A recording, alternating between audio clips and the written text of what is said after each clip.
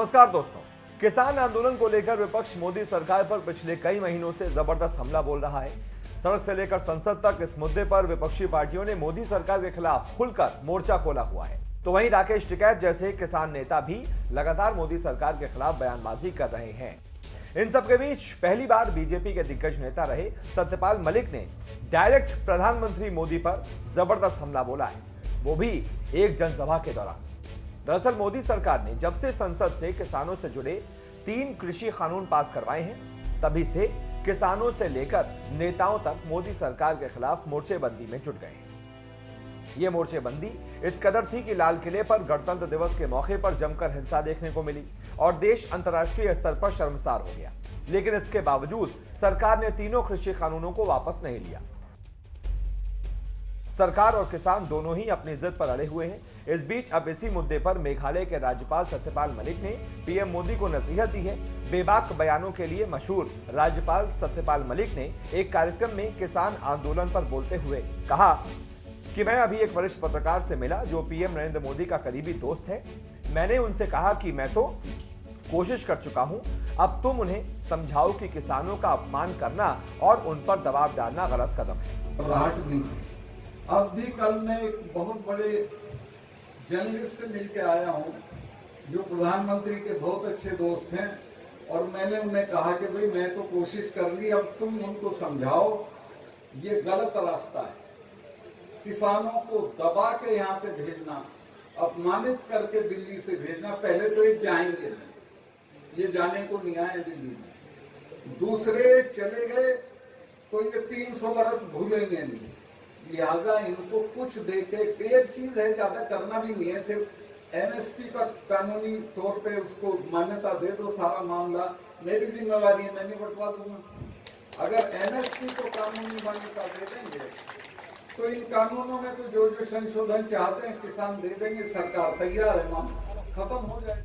राज्यपाल सत्यपाल मलिक ने इंदिरा गांधी की सरकार में हुए ऑपरेशन ब्लू स्टार का उदाहरण देकर भी पीएम मोदी को समझाने की कोशिश की और बताया कि सिखों के गुस्से के डर से इंदिरा गांधी को महामृत्युंजय यज्ञ तक करवाना पड़ा था। लेकिन अगर ये ज्यादा चलता रहा तो मैं नहीं जानता आप में से कितने लोग जानते हो, लेकिन मैं सिखों को जानता हूं। मिसेस गांधी ने जब ब्लू स्टार किया उसके बाद उन्होंने अपने फार्म हाउस पे 1 महीना महामृत्युंजय का यज्ञ कराया।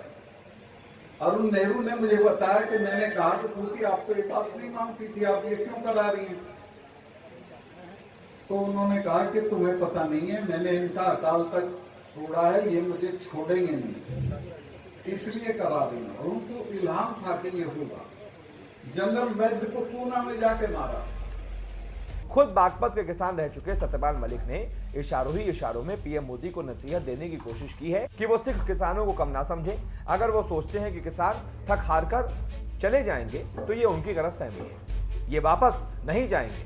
और अगर वापस चले भी गए तो 300 साल तक ये भूलेंगे नहीं कि सरकार ने उनके साथ क्या किया।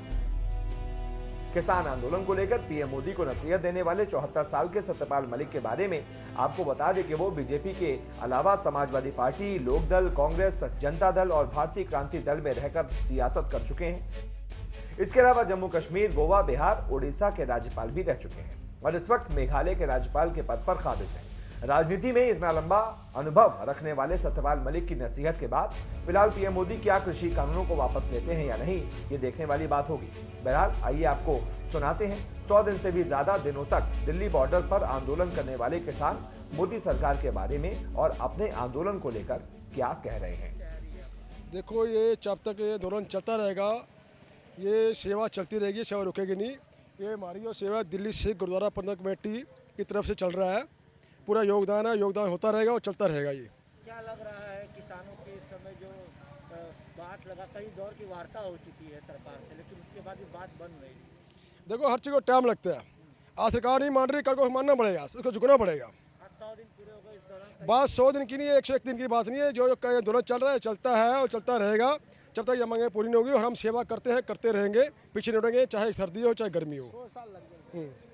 लगा कितनी मेहनत होती है सेवा में? किसी देखो, का अनुभव उठना होता होगा। सेवा में कोई मेहनत नहीं होती, दिल के की अंदर भावना होती है सेवा की। इसमें ये नहीं कि मैंने ये कर दिया मैं वो कर, ये नहीं होती, इसमें भावना होती है, भावना सेवा होती है। इसमें कोई कि मैंने ये कर दिया वो कर दिया, इसमें कोई ऐसी बात नहीं है। सेवा जैसे करते हैं वही करते रहते हैं हम। नहीं, ऐसा विरोध अब से पहले, ऐसे सरकार अब से पहले नहीं देखी। सरकारें तो बहुत आई और आंदोलन हुए, और आंदोलन के पश्चात किसानों की सुनी गई, किसानों के दर पर आए। जो किसान के प्रदेश के राजा रहे उस समय, वो किसान के दर पर आए और एक्सेप्ट किया और किसानों की बात मानी। ये पहली सरकार है जिसमें इतनी हठधर्मिता, इतना अहंकार, इतना घमंड, भविष्य का तो हम नहीं कहते, लेकिन अब से पहले हमसे पहले भी, पहले अंग्रेज़ रहे, ऐसे वे भी नहीं थे जितनी हठधर्मिता की ये सरकार हमारी चुनी हुई किसानों के द्वारा। इनने जो अपना रूप दिखाया उसका बड़ा दुख है, और इतना भारी दुख है कि वो बयान नहीं कर सकते हम। बहुत सारी बातें उठ रही हैं, लेकिन निचोड़ जो आता है वो निचोड़ यही है, सरकार हमारी है, सरकार को हमने चुना। सरकार किसान की बहुत वकालत करती थी जब विपक्ष में बैठती थी।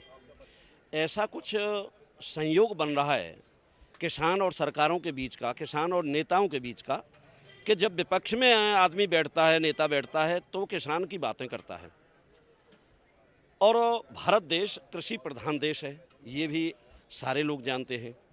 तो ये जो चीज़ अब चल रही है, इसको जो देख रहे हैं, उसको देश ही नहीं देख रहा, उसे विदेश भी देख रहे हैं। सरकार को देखना चाहिए कि उसका जो कृषि प्रधान देश का जो सबसे बड़ा मुख्य अंग है वो किसान है। किसान के बगैर कुछ भी नहीं है। देश की उन्नति का रास्ता, देश के विकास का रास्ता इस किसान के ऊपर ही बनता है, क्योंकि राष्ट्र का प्रहरी भी किसान है और खेत में हर फसल को पैदा करने वाला भी किसान है। तो ये ध्यान देना चाहिए। अपनी जो उनके अंदर ये एक प्रतिष्ठा सी बना ली है, एक ईगो बना लिया है, मैं तो यही कहना चाहूँगा। हालांकि मेरे प्रदेश नेतृत्व के जो हमारे अध्यक्ष हैं उन्होंने बता भी दिया है, उसका जवाब भी दिया है। मैं ये बताना चाहूँगा आपको, सरकार को ये हठ धर्मिता छोड़ करके ये देखना चाहिए कि देश को रखाने वाले, देश के रक्षक और देश को अन्न देने वाले, प्रत्येक चीज़ को पैदा करके बाज़ार में लाने वाले, हर जनमानस के पास तक पहुंचाने वाला किसान है। अब वो किसान मजबूरी में सड़क पर बैठा है और मीडिया इसका प्रत्यक्ष गवाह है कि 3 महीने से ऊपर हो गए, 100 दिन से भी 101 दिन होने जा रहे हैं। खेत में कितना काम है ये मैं जान रहा हूँ। आज भी लोग आए हैं, अपने खेत से काम छोड़ करके आए हैं, ज़रूरी काम छोड़ के आए हैं, लेकिन उसकी फिर मजबूरी है कि हम वहाँ पैदा कर रहे हैं, लेकिन उस पैदा का हमें सही लाभ नहीं मिलेगा, उसका सही मूल्य नहीं मिलेगा। जिस मूल्य के बारे में हम बताते हैं कि एमएसपी है, एमएसपी घोषित तो होता है, लेकिन वो धरातल पे नहीं चलता, वो किसान को नहीं मिलता। उसी बाबत ये बात कही जा रही है कि एमएसपी पे कानून बनाया जाए। माननीय राकेश टिकैत जी का जो आह्वान होता है, बार बार कहा जा रहा है, संयुक्त मोर्चा इस बात को कह रहा है, माननीय नरेश टिकैत जी इस बात को कह रहे हैं कि एमएसपी पे कानून लाया जाए। तो पता नहीं सरकार पे क्या वजन पड़ रहा है, क्यों नहीं लाना चाह रही है। लाना चाहिए भाई। कोई व्यक्ति सुबह से शाम तक मजदूरी कर रहा है, जबकि ये किसान बिरादरी तो ये उसमें है कि देश जब से स्वतंत्र हुआ है तब से लेकर के आज तक मेहनत कर रहा है, लेकिन उसे उसकी मेहनत नहीं मिली। ये बेईमानी है, सरासर बेईमानी है किसान के साथ में। लगातार आप लोग इस तरीके से टेंट लगा के धरना दे रहे थे, लेकिन जाड़े का मौसम था, अब मौसम गर्मी का आ गया है एक तरीके से। जी कितनी मुश्किलें बढ़ेंगी आप? नहीं, आप देखिए, मीडिया इस बात का प्रत्यक्ष गवाह है कि जहां भी माननीय राकेश टिकैत जी जा रहे हैं वहां लाखों की भीड़ हो रही है। सारे किसान, जितनी अपनी व्यस्तता है, खेती किसानी का काम है, उस सब को छोड़ करके ये संदेश देना चाह रहे हैं किसान सरकार को कि सरकार ये भी गुणा भाग न लगावे कि हम जो है गाजीपुर बॉर्डर पे या सिंघू बॉर्डर पे या अन्य बॉर्डरों पे जो किसान बैठा है, जैसे कभी कभी मीडिया के कुछ लोग ये कह देते हैं कि वहाँ संख्या कम हो गई है। संख्या कभी कम नहीं होने वाली, संख्या निरंतर बढ़ती है, ये अंदाजा ना लगाए। यहाँ के तंबू में क्या बदलाव देखने को मिल रहा है, कूलर, पंखे और गर्मी को लेकर? भाई देखिए, अब स्थिति ये है कि जब लग रहा है कि किसान सुनने, मतलब अपनी बात कह रहा है और सरकार सुनने के लिए तैयार नहीं है। और किसान की ये बात है कि हम जब तक हमारी समस्या नहीं निराकरण होगी, जब तक हमारी बात नहीं सुनी जाएगी, तो वैसे भी हमें घर पे जाके भी तो मरना ही है। तो हम क्यों ना जो है सरकार के दरवाजे पे मरें। सरकार ने ये ईगो बना लिया है अपना। मैं तो ये कहूँगा कि सरकार ने कोई ईगो बना लिया है। जब दरवाजे पे आ गया है, उसको बनाने वाला व्यक्ति, उसको वोट देने वाला व्यक्ति जब इतनी बड़ी बहुमत की सरकार बना करके दी है, तो सरकार का दायित्व बनता है कि किसान की बात को सुने।